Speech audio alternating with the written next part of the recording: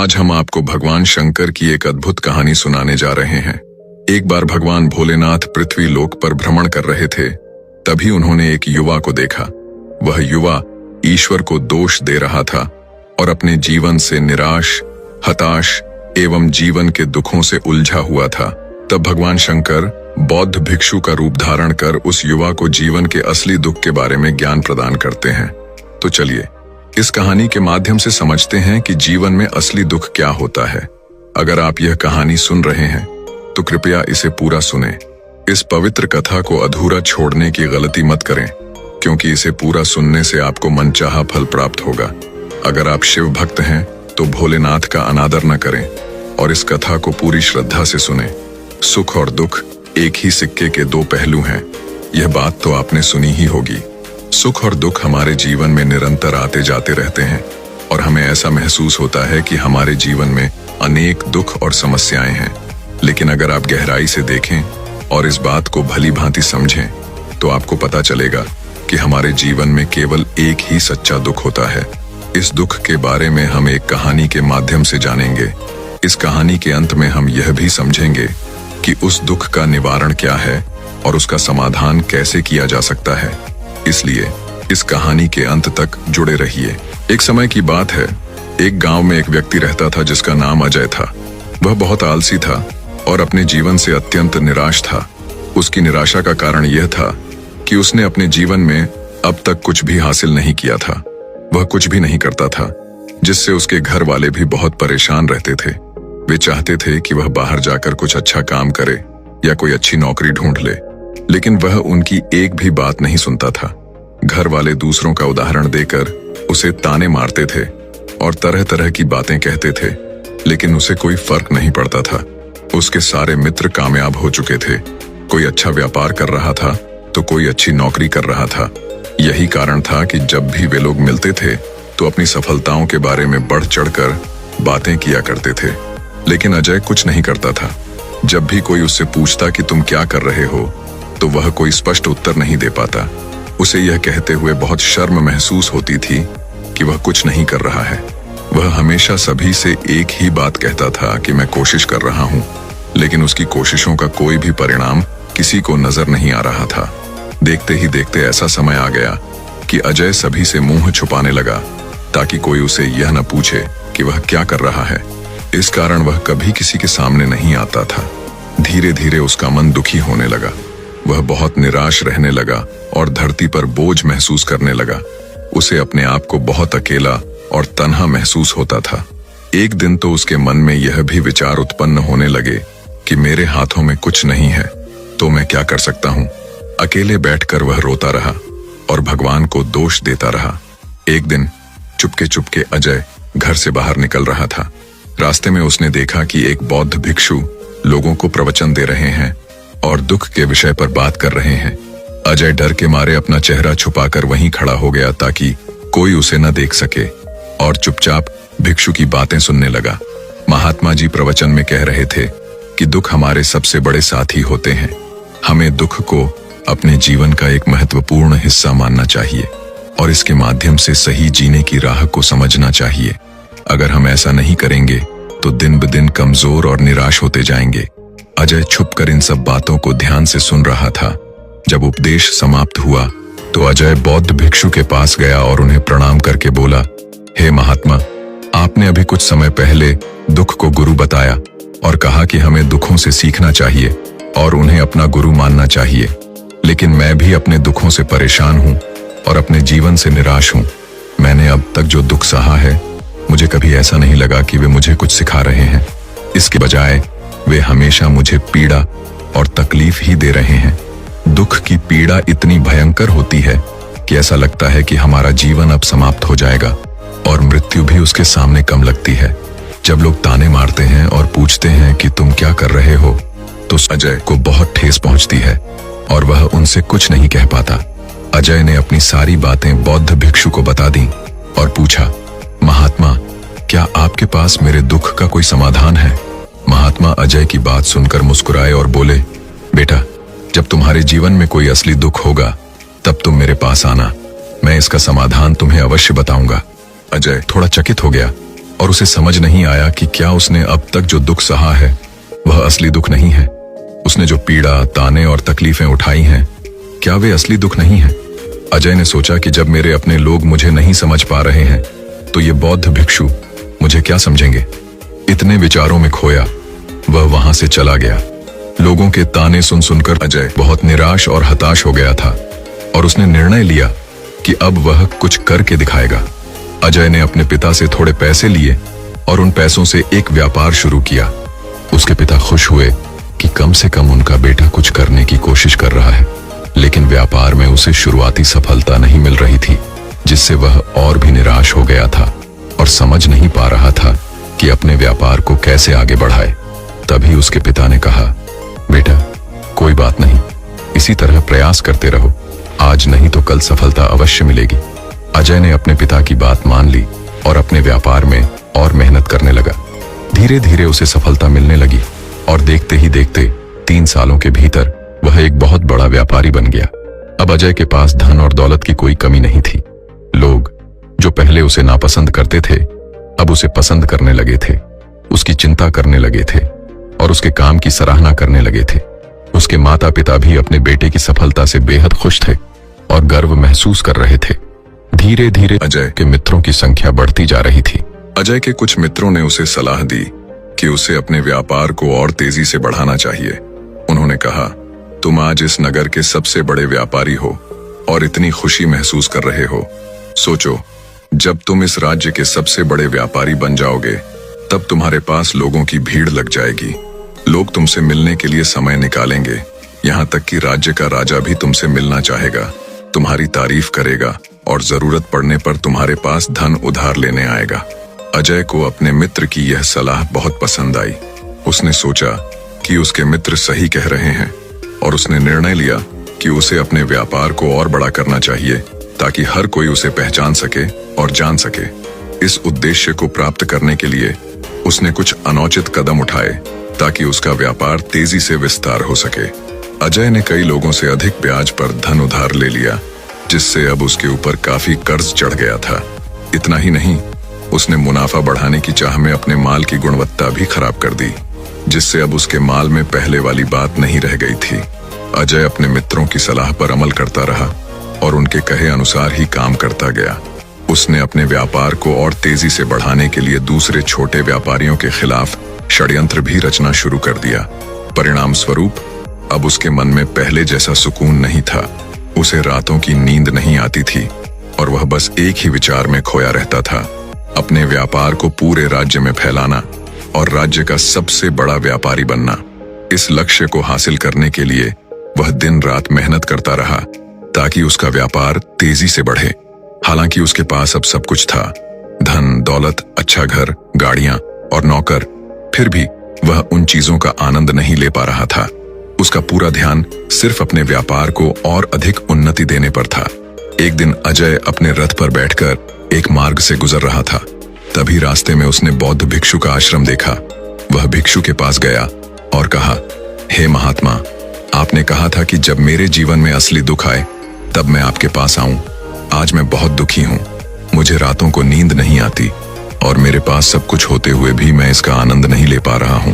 महात्मा ने पूछा, बेटा, जब तुम पहली बार मेरे पास आए थे तब भी तुम दुखी थे, लेकिन उस समय तुमने अपने दुख से क्या सीखा था?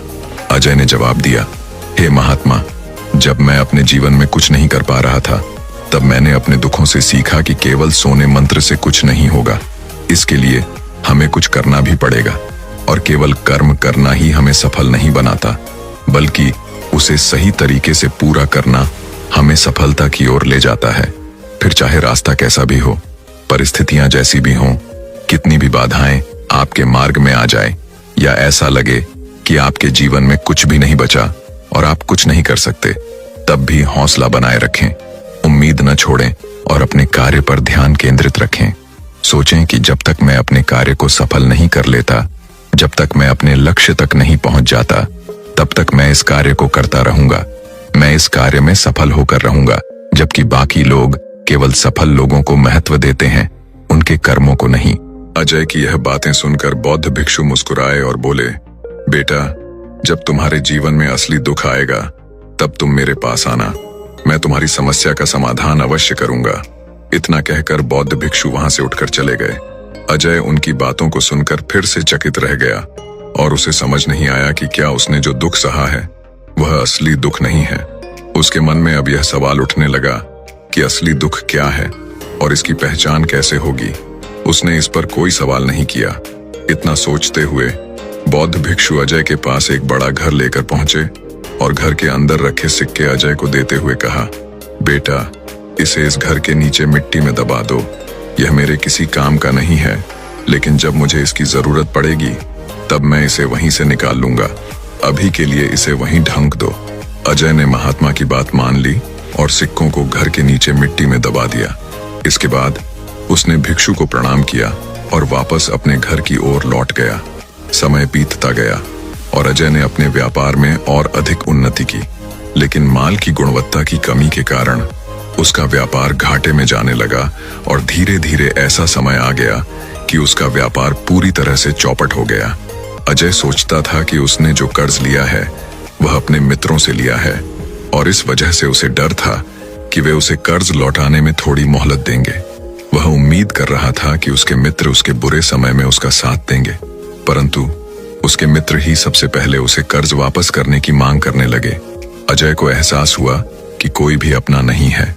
उसने अपने मित्रों से कर्ज लौटाने के लिए थोड़ी मोहलत मांगी, लेकिन किसी ने भी उसे मोहलत नहीं दी। इसके बजाय वे लोगों से जान से मारने की धमकी देने लगे। अजय यह सब सुनकर बहुत आश्चर्यचकित हो गया। उसने सोचा था कि उसके व्यापार के चलते उसके कई मित्र और शुभचिंतक बने हैं, लेकिन अब वे सभी उससे दूर हो गए थे। हर कोई उससे पीछा छुड़ाना चाहता था और कोई भी उसका साथ देने को तैयार नहीं था। धीरे धीरे अजय की सारी संपत्ति नीलाम हो गई और अब उसके पास कुछ भी नहीं बचा था। वह सड़क पर आ गया। उसने अपने माता पिता से कहा, पिताजी, मेरी मदद कीजिए, मेरे ऊपर बहुत बड़ा कर्ज है, मुझे उसे लौटाना है, कृपया मुझे थोड़ा सा धन दे दीजिए। अजय के पिता ने जवाब दिया, बेटा, मेरे पास केवल यही एक छोटा सा घर है। अगर मैं यह तुम्हें दे दूं तो तुम्हारी माँ और मुझे दर दर की ठोकरें खानी पड़ेंगी।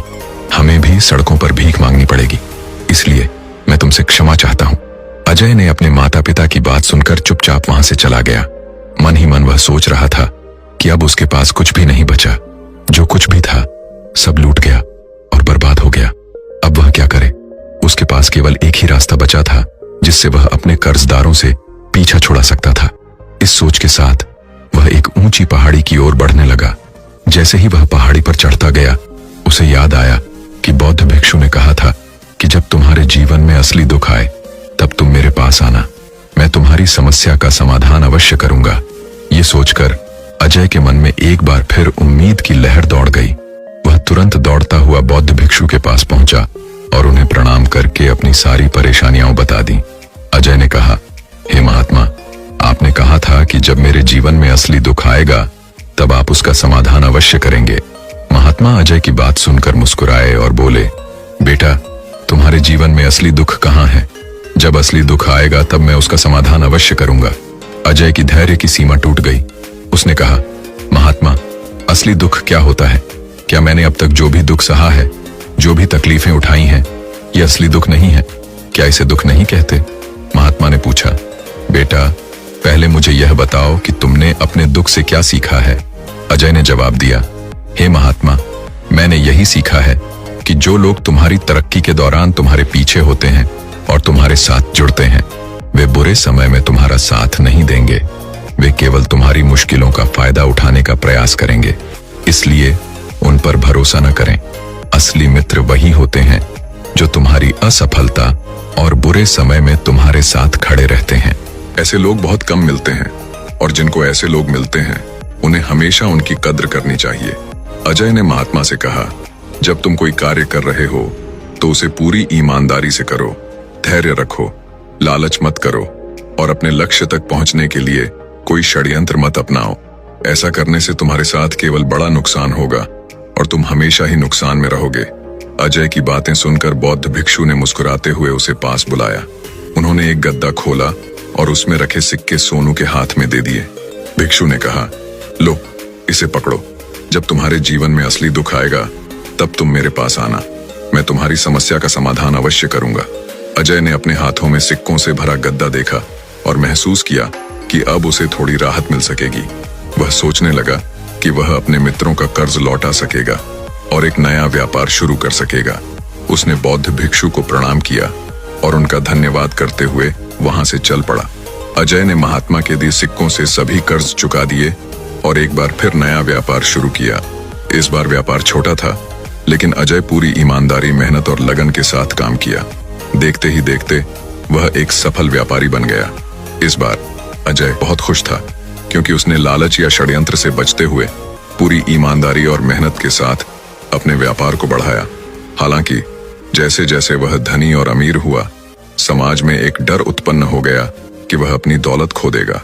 इस डर के चलते लोग दान करना और पुण्य कार्य करना शुरू कर देते हैं, ताकि उनके जीवन में कोई दुख न आए।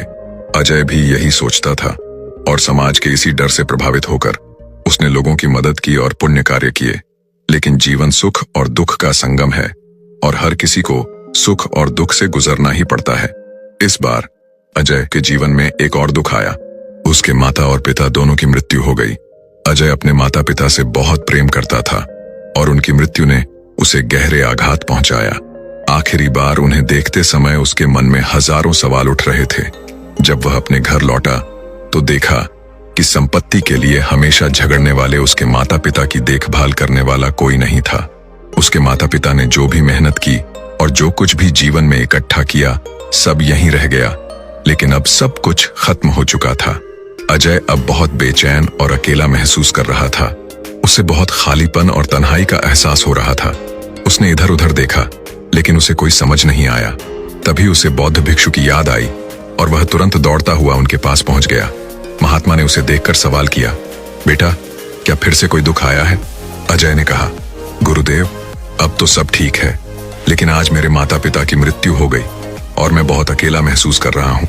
मुझे बहुत दुख हो रहा है, जैसे कुछ खालीपन और तन्हाई का एहसास हो रहा है। महात्मा ने अजय से कहा, बेटा, इसमें दुखी होने की कोई बात नहीं है। यह जीवन का हिस्सा है। एक दिन सभी को इस दुनिया को छोड़ना पड़ता है। यहाँ कोई स्थायी नहीं है। सभी को अंततः मृत्यु का सामना करना पड़ता है और यह कभी भी आ सकती है, चाहे कल हो, आज हो या अभी। अजय ने आश्चर्यचकित होकर कहा, महाराज, आप क्या कह रहे हैं? मैं अभी जवान हूँ। मुझे अपनी पूरी उम्र जीनी है। मैं जीना चाहता हूँ, कुछ करना चाहता हूँ। आप कह रहे हैं कि मैं कभी भी मृत्यु को प्राप्त हो सकता हूँ। महात्मा ने उत्तर दिया, मृत्यु का कोई समय नहीं होता। यह केवल बूढ़ों को ही नहीं आती, जवानों को भी आ सकती है। मृत्यु कभी किसी की उम्र देखकर नहीं आती और न ही किसी को बताकर आती है। इन बातों को सुनकर अजय और भी अधिक बेचैन हो गया। वह चुपचाप वहां से चला गया और उसे अपने खालीपन और अकेलेपन का एहसास फिर से हुआ। उसके बाद वह अपने व्यापार में भी ध्यान नहीं लगा पा रहा था। जब भी वह कुछ करता, उसके मन में अनेक प्रश्न उठते थे। वह क्या कर रहा है, क्यों कर रहा है और उसने यह कार्य क्यों किया? अब उसके मन में एक और प्रश्न उठने लगा, क्या हम यहाँ केवल इसलिए आते हैं कि इस जीवन को बिताएं और एक दिन मृत्यु को प्राप्त हो जाएं? अजय को जीवन का असली अर्थ समझ में नहीं आ रहा था। उसने कई विद्वानों से पूछा, हर संभव प्रयास किया, लेकिन कोई ठोस जवाब नहीं मिला। इसका परिणाम यह हुआ कि उसका दुख और बेचैनी बढ़ गई। वह यह समझ नहीं पा रहा था कि क्या करे, कहाँ जाए या किससे पूछे। तभी उसे फिर से बौद्ध भिक्षु की याद आई। वह भिक्षु के पास पहुंचा और अपनी समस्याएं उनके सामने रखी। भिक्षु मुस्कुराए और बोले, बेटा, आज तुम्हारे जीवन में असली दुख उत्पन्न हुआ है। यह वास्तव में वही दुख है जिसे हम सच में दुख कह सकते हैं। जब हमें यह पता नहीं होता कि हम क्या कर रहे हैं, कहाँ जा रहे हैं और क्यों जा रहे हैं, तब यही असली दुख होता है। अजय ने कहा, महात्मा, मेरे इस दुख का समाधान कीजिए। मुझे इस दुख का निवारण दीजिए। महात्मा ने जवाब दिया, हम सभी के अंदर क्रोध, लालच और लाभ जैसी वासनाएं घर कर जाती हैं। इसके कारण हम अपने जीवन को टुकड़ों में जीते हैं और हमारी चेतना कभी एक नहीं हो पाती। हम एक जगह सोच नहीं पाते और हमारी ऊर्जा पूरी तरह से बिखर जाती है। महात्मा ने कहा, आजकल के जीवन में हमारे पास इतना भी समय नहीं होता कि हम एक पल निकालकर खुद को समझ सकें। लोग पूरे जीवन केवल दुख की चिल्लपों में लगे रहते हैं और इसका समाधान खोजते रहते हैं। लेकिन वास्तविकता में जिस दुख को हम समझते हैं, वह असली दुख होता ही नहीं। इसलिए इसका समाधान कैसे मिलेगा? यह परिस्थितियां हैं जो हमें दुखी बनाती हैं। जब एक समस्या समाप्त होती है तो दूसरी उत्पन्न हो जाती है। हम इन समस्याओं का सामना करते जाते हैं और जब हमें लगता है कि कोई रास्ता नहीं बचा है, तब हमें मृत्यु एकमात्र समाधान नजर आती है। लेकिन मृत्यु कोई समाधान नहीं है। यदि आप वास्तव में अपनी समस्याओं का समाधान चाहते हैं तो आपको अपनी ऊर्जा को संचित करना सीखना होगा। अपने आप को पहचानें, अपनी ऊर्जा को एकत्र करें और अपने ऊपर ध्यान केंद्रित करें। मृत्यु से पहले खुद को जानना और पहचानना महत्वपूर्ण है ताकि आप अपने आप को बिखरने से रोक सकें। अजय ने पूछा, महाराज, क्या इसका मतलब यह है कि हमें जीवन को नहीं जीना चाहिए? क्या हमें अपनी इच्छाओं को पूरा नहीं करना चाहिए? महात्मा ने जवाब दिया, हमें किसी से लगाव नहीं रखना चाहिए और अपनी इच्छाओं को नियंत्रण में रखना चाहिए। संपत्ति जमा करने की बजाय हमें समझना होगा कि हमारी इच्छाएं और वासनाएं एक पर्वत से गिरते झरने की तरह होती हैं, जिन पर किसी का नियंत्रण नहीं होता। अजय ने गुरुदेव से कहा, महाराज, आपका बहुत बहुत धन्यवाद। आपने मेरी सबसे बड़ी समस्या का समाधान कर दिया है। मैं आज से अपने आप को एकत्रित करूंगा। मानव शरीर में बहुत सारी ऊर्जा और शक्ति होती है, लेकिन अक्सर यह बेकार की चीजों में गुम हो जाती है। हमारा जीवन भी अक्सर इसी तरह बेकार की चीजों में उलझा रहता है और हम कभी भी अपनी ऊर्जा को सही दिशा में केंद्रित नहीं करते। हम अपने जीवन में हमेशा खुद से या ईश्वर से पूछते हैं कि हमारे जीवन में इतना दुख क्यों है, लेकिन इसका उत्तर यही है कि ईश्वर चाहता है कि हम अपने जीवन के गहरे दुख तक पहुंचें ताकि हम समझ सकें कि हमने अभी तक खुद को पूरी तरह से नहीं जाना और पहचाना। हमारी ऊर्जा और शक्ति को हम नियंत्रित कर सकते हैं और इसे एकत्रित कर सकते हैं। यह सब केवल तभी संभव है जब हम अपने आप पर ध्यान दें और अपने भीतर की शक्ति को पहचानें। अजय ने गुरुदेव की सलाह को मानते हुए अपने जीवन में बदलाव लाने का संकल्प किया। वह अपने भीतर की ऊर्जा को एकत्रित करने और उसे सकारात्मक दिशा में लगाने के लिए प्रयासरत हो गया। आपने सही कहा, जीवन की समस्याओं और दुखों का समाधान केवल तब संभव है जब हम अपनी ऊर्जा को सही दिशा में लगाएं और अपने आप को जानने का प्रयास करें। ध्यान और आत्मनिरीक्षण से ही हम अपने अंदर छिपी शक्ति और ऊर्जा को पहचान सकते हैं और अपने जीवन के हर क्षेत्र में संतुलन और शांति प्राप्त कर सकते हैं। अगर आप इस वीडियो के द्वारा प्राप्त जानकारी को महत्वपूर्ण मानते हैं और शिवा के सच्चे भक्त हैं, तो कृपया चैनल को सब्सक्राइब करें, वीडियो को लाइक करें और कमेंट में हर हर महादेव जरूर लिखें। आपकी सहभागिता और समर्थन के लिए धन्यवाद।